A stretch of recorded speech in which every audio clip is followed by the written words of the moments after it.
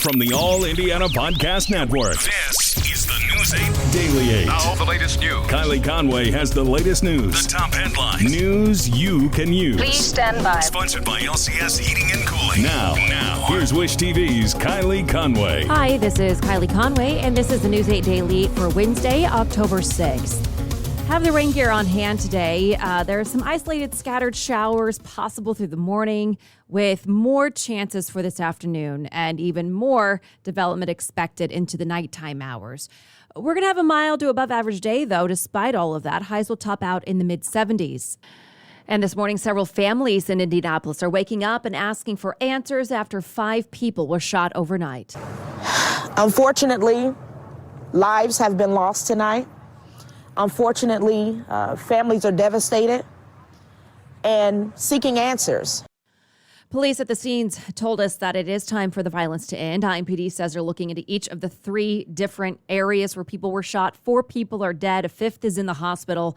The string of violence started with a triple shooting. Right now, police are talking with witnesses and people of interest from the Welcome Inn on Shadeland Avenue near 30th Street. IMPD tells us officers found 2 men shot around 10:30 last night. Police say one of those victims died there. The second died at the hospital. According to Indianapolis police, a 3rd man walked into Community East who'd been shot. Officers haven't said how badly he was wounded. A second deadly shooting happened in an East Side neighborhood. Someone killed the man at the intersection of 13th and Denny Street. Police haven't announced any information about the victim or the shooter. On the far southeast side of the city, police found a woman dead in a car. That was on Troy Avenue just after midnight. Police say the victim was shot and killed. We are over 200 homicides.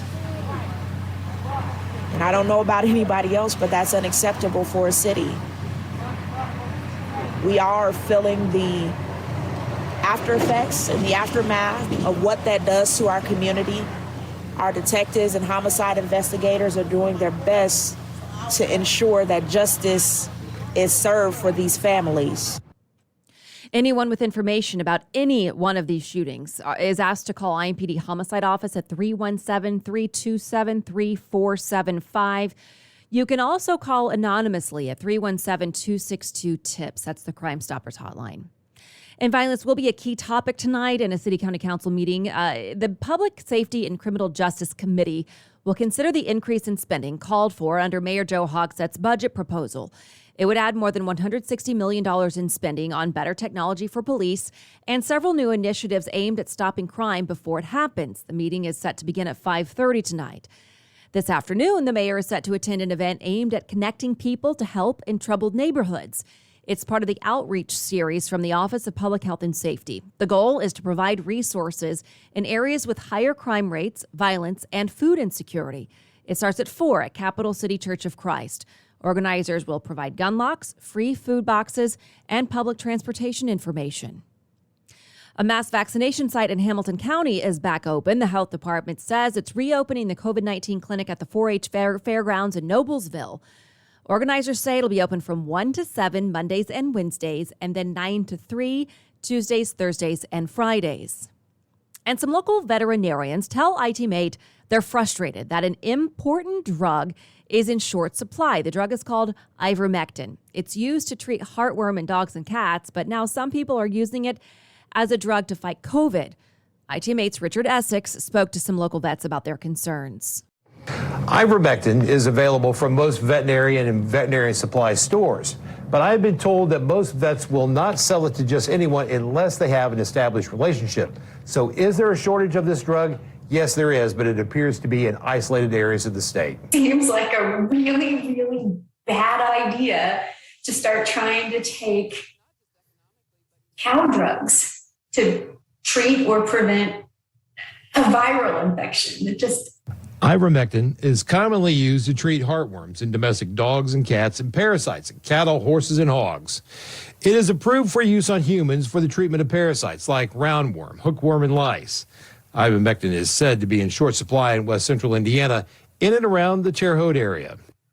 There is a shortage of ivermectin.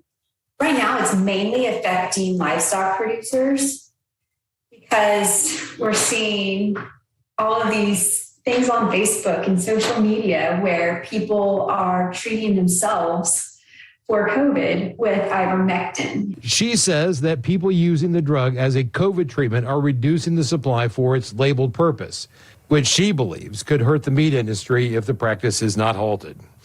If these producers aren't able to get their hands on the preventative treatment that they need for the animals, there may be some issues where they can't take their animals to market. iTeammate is told the supply of ivermectin in central Indiana is stable and that farmers are not bringing untreated cattle and hogs to market early. Yes, we've had a couple individuals, some people who were not even clients, ask to pick some up. And sorry, folks, can't help you with that. The veterinary supply industry and many vets are self-policing the sale of the drug. All of the veterinarians we talked to today will not sell it unless they have an existing relationship. Many retailers will ask for proof that you are using it on an animal and not on yourself. It is important for us to tell you that ivermectin is not available in any formulation for the treatment of COVID-19. There are several reports of people taking the drug and suffering ill consequences.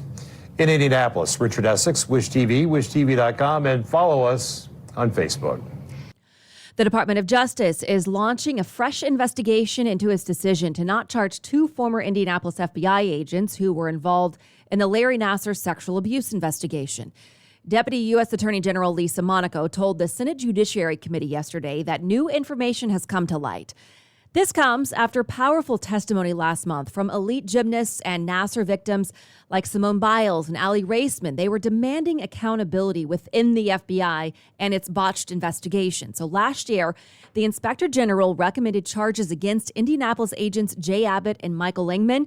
Abbott retired in 2018. Langman was fired last month.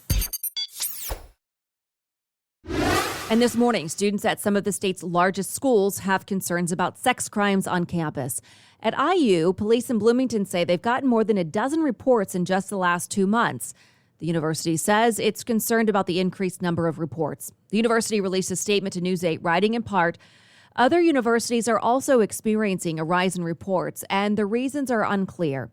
Often an increase in reports, not incidents, can be due, at least in part, to students being more familiar with university sexual misconduct processes and more willing to make a report and to make it soon after they experience sexual assault." Purdue University is reporting similar problems. The school says there have been 3 campus-related sex crimes reported to police since the school year began, but cautions other complaints can come in anonymously to the school through other means. Students at IU tell us they're glad people are paying more attention to the issue. To make you more aware of it, your surroundings. Yeah. No, I'm glad too. I think it's super sad, but I'm glad that people can come out and talk about it and get the help that they need. At both IU and Purdue, some sororities have canceled planned events with fraternities over the issue. I would tell my brother to just come forward and get us out of this horrible mess. Brian Laundrie's sister calls on him to return 3 weeks after he disappeared. Police want to find him as they try to solve the murder of his fiancée, Gabby Petito. Cassie Laundrie says she does not know where her brother is, but she would turn him in if she did. Laundrie's family members say they've not seen him since September 14th. He is not charged with Petito's death at this point. The warrant for his arrest is for credit card fraud. And we're getting a clear picture of what may have caused tens of thousands of gallons of oil to spill along the Southern California coast. Officials say a 4,000-foot section of the underwater pipeline, believed to be the source of the spill, was displaced by about 105 feet. Divers also found a gash in the pipe. What they further located was a 13-inch split in that pipe, on the side of the pipe, that is a likely source of release of oil. What we can say is that from that 13-inch split in that pipeline, there is no visible product that can be observed coming from that line. So there's no oil coming out of that line from that split in the pipeline. The spill is roughly 4.5 miles offshore in the 17-mile pipeline connected to the Ellie oil platform. Independent contracted divers took video of the displaced pipeline and turned it over to investigators, but it's not known when that video might be made public. The Amplify Energy CEO apologized for the spill and promised to clean the area up. Facebook founder and CEO Mark Zuckerberg is addressing the chaotic start to the week for the company. He shared a letter to his employees on his Facebook page, in part saying They've been working over the past 24 hours to strengthen their systems, adding, "This was also a reminder of how much our work matters to people." He also said that recent allegations that the company prioritizes profits over public safety are not true, adding, "The moral, business, and product incentives all point in the opposite direction." When it came to claims about the negative effects on their products on kids, Zuckerberg said the company is committed to do industry-leading work in that area and said technology companies should build experiences that meet their needs while also keeping them safe. And Zuckerberg's post came after the Facebook whistleblower testified before Congress, asking lawmakers to take action. Former product manager Frances Haugen says the company was aware of a number of issues with its platform, including misinformation and the harm of Instagram on young girls, pointing to thousands of pages of research. Testifying before a Senate committee yesterday, Haugen urged lawmakers to regulate Facebook, which brought on a rare bipartisan agreement. You and I ought to resolve our differences and introduce legislation. So as Senator Thune said, let's go to work. Our differences are very minor, or they seem very minor in the face of the revelations that we've now seen. Haugen added that Zuckerberg holds over 55% of all of the voting shares for Facebook and that the buck stops with him. And today on Capitol Hill, a vote in the borrowing battle between Democrats and Republicans. Senate Democrats want to break a filibuster and suspend the debt ceiling, allowing the federal government to borrow more money and avoid a potential debt default. Republican senators want Democrats to go through the reconciliation process to deal with the debt limit alone. Indiana's Mike Braun explains the thinking. Sooner or later, you can't run the biggest business in the world borrowing 23 cents on the dollar every year, taking those structural deficits up to about $1.5 trillion.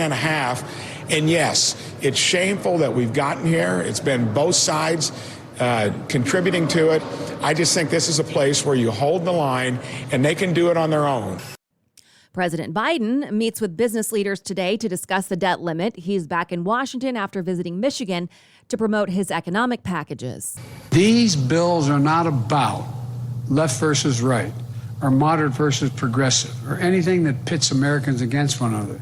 These bills are about competitiveness versus complacency. They're about opportunity versus decay. They're about leading the world or continue to let the world pass us by, which is literally happening. To support these investments is to create a rising America. America is moving. To oppose these investments is to be complicit in America's decline. The president says the bills are essential to economic growth, especially middle and working class people. Today, two racing superstars take their first major step toward the Indy 500. Romain Grosjean and Jimmy Johnson will take laps on the oval for the first time. Johnson is the NASCAR star who spent last year racing road courses in IndyCar but has avoided the ovals.